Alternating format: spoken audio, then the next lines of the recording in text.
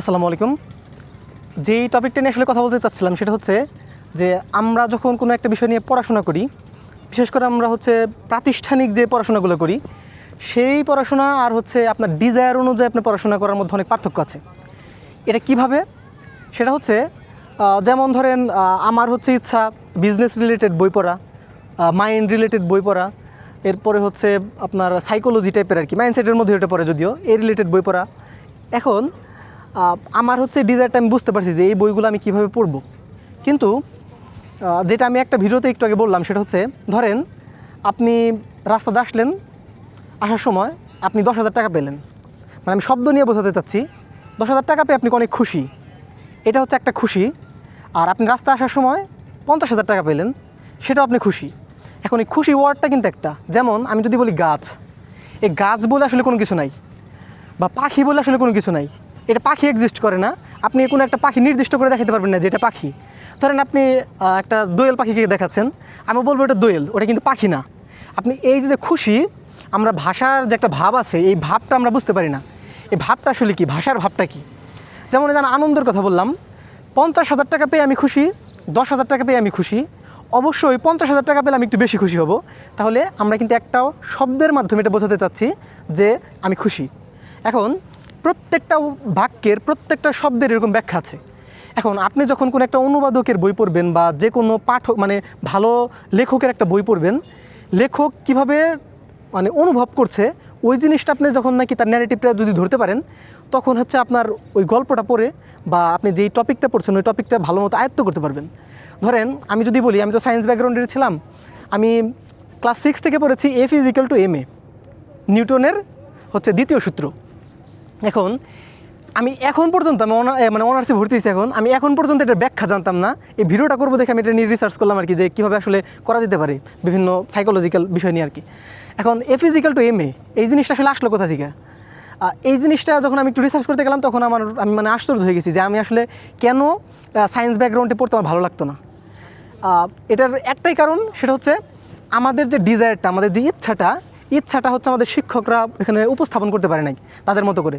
যেমন আমার গল্পের বই পড়তে ভালো লাগে কেন?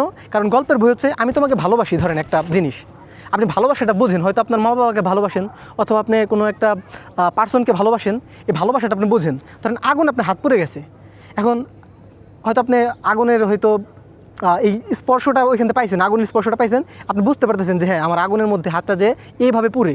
এখন আমি যদি আপনাকে বলি, যে একটা কবিতা বলি, বলো বীর বলো উন্নত মম শির, শির নেহারি আমার ওই নত শির ওই শিখর হিমাদ্রির, আপনি কি বুঝলেন? আমি যখন এই কবিতাটা ক্লাস 6 থেকে পড়ি, এক শিক্ষক আমাকে পড়ে শোনায়, আমি বুঝি নাই যে এটা কবিতাটা কি, বিদ্রোহী কবিতা আসলে কি। এখন এই যে আমরা যখন বলে ভালোবাসি, আমরা আসলে ভালোবাসি দেখে বুঝতে পারি যে এটা ভালোবাসা। এখন F=ma এই জিনিসটা আসলে আমরা রিয়েলাইজ করতে পারি না, আমাদের শিক্ষকরাও, অনেক শিক্ষকরা এটা রিয়েলাইজ করতে পারে না যে আসলে জিনিসটা কি। আমরা যখন কোনো একটা বাক্য পড়ি, আমরা 50% ভাব বুঝতে পারি 100%-এর মধ্যে, এটা F=ma যে আমি বললাম। এখন আর যে 50% ওইটা ভাব, ওই ভাবটাই আমরা যে একটা প্যানেল তৈরি করছি শিক্ষকদের নিয়ে, ওইখানে এই ভাবটা নিয়ে আমরা আলোচনা করবো। মূলত প্রত্যেকটা পড়ার পেছনে আমরা যেটা রিডিং করি ওটা 50% আমরা ভাব বুঝি, আর 50% থেকে যায়। এখন ওই 50% আপনার মধ্যে যদি ঢোকানো যায়, তাহলে ওইটার উপর আপনার একটা চাহিদা তৈরি হবে। যখন নাকি ওই বিষয়ের উপর আপনার চাহিদা তৈরি হবে, তখন আপনি ওই বিষয়টা পড়তে পারবেন বেশি বেশি। সেটা আপনার হইতে পারে একাডেমিক বই, হইতে পারে আপনার সেলফ হেল্প বুক, আপনার যে কোনো বই সেটা হইতে পারে। এখন এই যে 50%-এর কথা আমি বারবার বলতেছি, এই 50% জিনিসটা আসলে কি, এটা নিয়ে মূলত আমাদের শিক্ষকরা আলোচনা করবে এবং এটা নিয়ে মূলত তারা পড়াবে।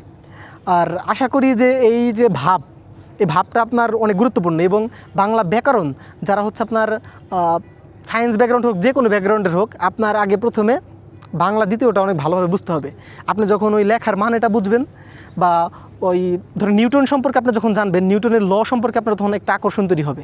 যেমন যেটা আমি বললাম আর কি, F=ma নিয়ে কথা বলতেছি কেন, অনেক সূত্রই আছে, আমি এটা নিয়ে এটা সহজ অনেক, এই জন্য বলছি। প্রথমে যখন F=ma আসলো, প্রথমে অ্যারিস্টটল এটা আবিষ্কার করে। কি আবিষ্কার করে? যে কোনো বস্তুকে আমরা যদি ফোর্স দিই, তাহলে ওই বস্তুটা চলতে শুরু করে। এরপরে গ্যালিলিও আরেকটা জিনিস আবিষ্কার করে, যে আমরা কোনো বস্তুকে যদি ফোর্স দিই, ওইটার যদি ঘর্ষণ না থাকে, তাহলে ওই বস্তুটা চিরকাল একইভাবে চলতে থাকবে। এরপর নিউটনের সূত্র আসে। এখন আপনি অ্যারিস্টটলকে চিনেন না, গ্যালিলিওকে চিনেন না, নিউটনকে চিনেন না, আপনি F=ma মুখস্থ করে কোনো লাভ নাই, আপনার ওই বিষয়টার উপর ভালোবাসাটা তৈরি হবে না। এজন্য ওই বিষয়ের উপর ভালোবাসা তৈরি করতে গেলে ওই পার্সনগুলো যেই সূত্রগুলো আবিষ্কার করছে ওই পার্সনের উপর আপনার ভালোবাসাটা প্রথমে তৈরি করতে হবে। আমরা এই জিনিসটা নিয়ে একটা প্যানেল তৈরি করছি। আশা করি আপনার ডিজায়ার অনুযায়ী আপনার সাবজেক্ট আপনি চুজ করতে পারবেন এখান থেকে, এবং প্রত্যেকটা বিষয়ে সেগমেন্ট আলাদা করতে পারবেন যে আচ্ছা আমি এই বিষয়টা নিয়ে পড়াশোনা করতে চাচ্ছি, এই বিষয়টা নিয়ে পড়াশোনা করতে চাচ্ছি। আশা করি আমাদের শিক্ষক প্যানেল যারা আছে তারা মানে অনেক হেল্পফুল হবে, এবং আপনার যত প্রবলেম আছে সব প্রবলেমের সমাধান তারা করতে পারবে ইনশাল্লাহ। সম্পূর্ণ ভিডিও দেখার জন্য আপনাকে অসংখ্য ধন্যবাদ। আসসালামু আলাইকুম।